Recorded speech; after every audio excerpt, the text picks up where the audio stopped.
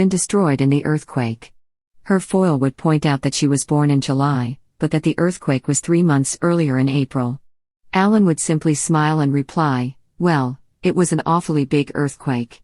The most reliable information comes from the U.S. Census data collected on June 1, 1900.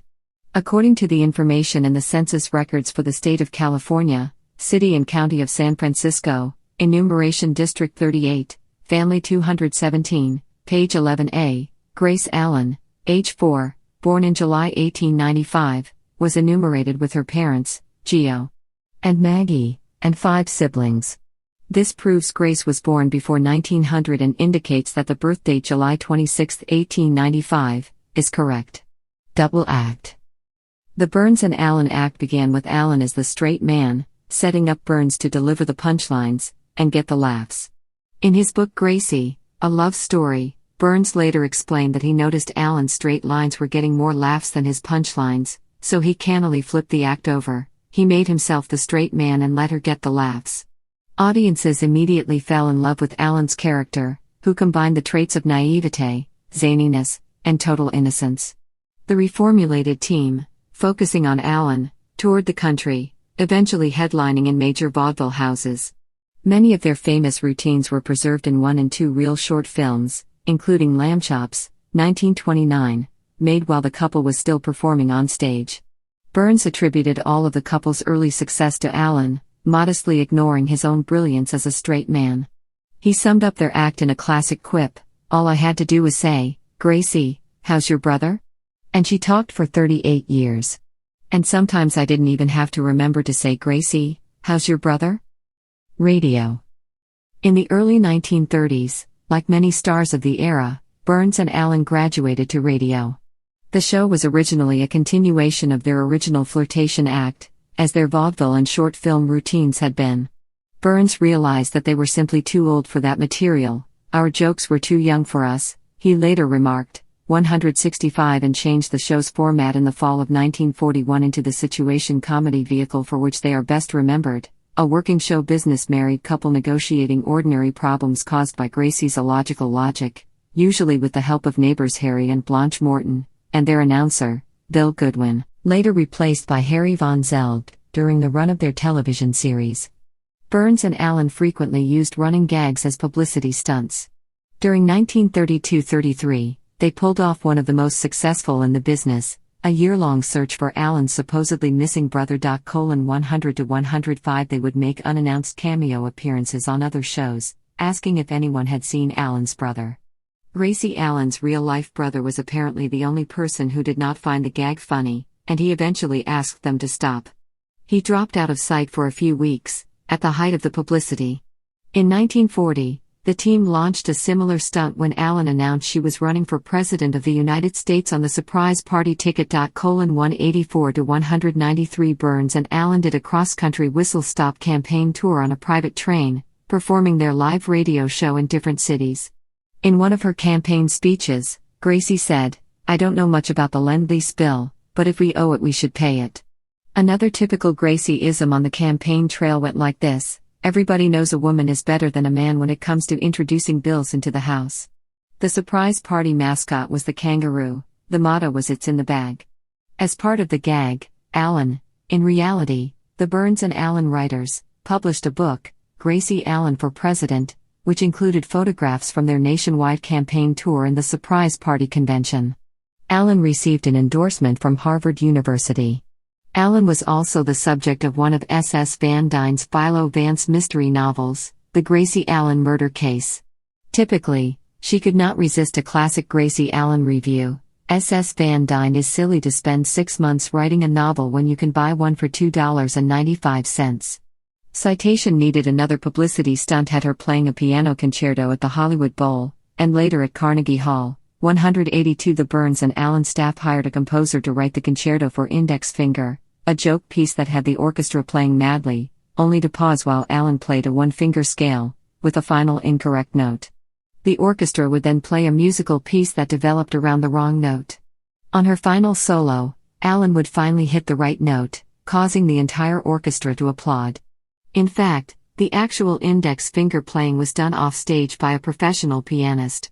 The concerto was featured in the film Two Girls and a Sailor, 1944, with orchestra conducted by Albert Coates. Television. In the fall of 1949, Burns and Allen became part of the CBS talent raid. Their good friend, and frequent guest star, Jack Benny had decided to jump from NBC over to CBS. William S. Paley, the mastermind of CBS, had recently made it openly clear that he believed talent and not the network made the difference, which was not the case at NBC. Benny convinced Burns and Allen, among others, to join him in the move to CBS. The Burns and Allen radio show became part of the CBS lineup, and a year later, they also brought their show to television. They continued to use the formula that had kept them longtime radio stars, playing themselves, only now as television stars, still living next door to Harry and Blanche Morton. They concluded each show with a brief dialogue performance in the style of their classic vaudeville and earlier radio routines.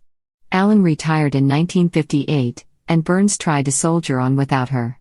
The show was renamed The George Burns Show with the cast intact except for Allen. The locale of the show was changed from the Burns home to George Burns' office, with Blanche Morton working as Burns' secretary, so she could help Allen keep an eye on him. Allen's absence was only too obvious and impossible to overcome. The renamed show barely lasted a year. Films. In the early 1930s, Burns and Allen made several short films, preserving several of their classic vaudeville routines on celluloid. They also made 2 films with W.C. Fields, International House, 1933, and Six of a Kind, 1934. In 1937, Burns and Allen starred with Fred Astaire in A Damsel in Distress, a musical with an original score by George Gershwin, which introduced the song A Foggy Day. It was Astaire's first RKO film without dancing partner Ginger Rogers. Astaire's co-star Joan Fontaine was not a dancer, and he was reluctant to dance on screen alone. He also felt the script needed more comic relief to enhance the overall appeal of the film. Burns and Allen had each worked in vaudeville as dancers, hoofers, before forming their act, and when word of the project reached them, they called Astaire and he asked them to audition. Burns contacted an act he had once seen that performed a dance using brooms. For the next several weeks, Allen and he worked at home to learn the complicated routine for their audition. When they presented the whisk broom dance to Astaire, he was so taken by it, that he had them teach it to him and it was added to the film.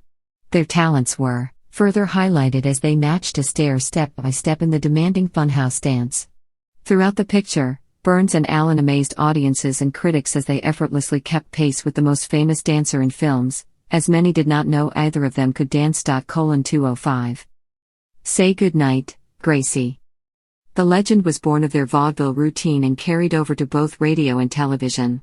As the show wrapped up, Burns would look at Allen and say good night, Gracie, to which she would usually simply reply good night. But popular legend has it that she would say, good night, Gracie. According to George Burns, recordings of their radio and television shows, and several histories of old-time radio, John Dunning's On the Air, the Encyclopedia of Old-Time Radio, for example, Gracie never used the phrase. The confusion may have been caused by Rowan and Martin's laugh-in. Citation needed. Stars Dan Rowan and Dick Martin used a similar sign-off routine wherein Rowan would tell Martin to say good night, Dick. Martin's reply was always good night, Dick. It seemed like something Gracie Allen would have said. According to whom? George Burns himself said as much in an interview years later, adding that, surprisingly enough, no one ever thought of having Allen say good night, Gracie. However, the former Burns and Allen head writer, Paul Henning, did use the say good night bit in at least one episode of the Beverly Hillbillies, The Richest Woman, aired January 5, 1966, 2 years before Laugh-In premiered. Jed, say good night, Jethro. Jethro, good night, Jethro. Private life. In the 1930s, Burns and Allen adopted 2 children, Sandra Jean and Ronald John, after discovering they could not conceive on their own. They agreed to raise the children as Catholics, then let them make their own religious choice as adults. Ronnie eventually joined the cast of his parents' television show, playing George and Gracie's son, a serious drama student who disdained comedy. Sandy, by contrast, made only occasional appearances on the show, usually as a telephone operator, waitress, secretary, or clerk, and left show business to become a teacher. As a child, Allen had been scalded badly on one arm, and she was extremely sensitive about the scarring. Throughout her life, she wore long or three-quarter-length sleeves to hide the scars. The half-forearm style became as much a Gracie Allen trademark as her many aprons, and her illogical logic. When the couple moved to Beverly Hills and acquired a swimming pool, Gracie put on a bathing suit and swam the length of the pool to prove to her children that she could swim. She fought a long-time fear of drowning by privately taking swimming lessons. She never put on a bathing suit or entered the pool again. Citation needed. Allen was said to be sensitive about having one green eye and one blue eye, heterochromia, and some speculation existed that plans to film the 8th season of the Burns and Allen show in color prompted her retirement, but this seems unlikely, since a one-time only color episode was filmed and broadcast in 1954, a clip of which was seen on a CBS anniversary show. The reason she retired in 1958 was her health. George Burns noted more than once that she stayed with the television show as long as she did to please him, in spite of her health problems. In later years, Burns admitted that he had a very brief affair. Stricken by guilt, he phoned Jack Benny and told him about the indiscretion. However, Allen overheard the conversation and Burns quietly bought an expensive centerpiece. Nothing more was said. Years later, he discovered that Allen had subsequently told one of her friends about the affair, finishing with, "You know, I really wish George would cheat on me again. I could use a new centerpiece." 306. Death.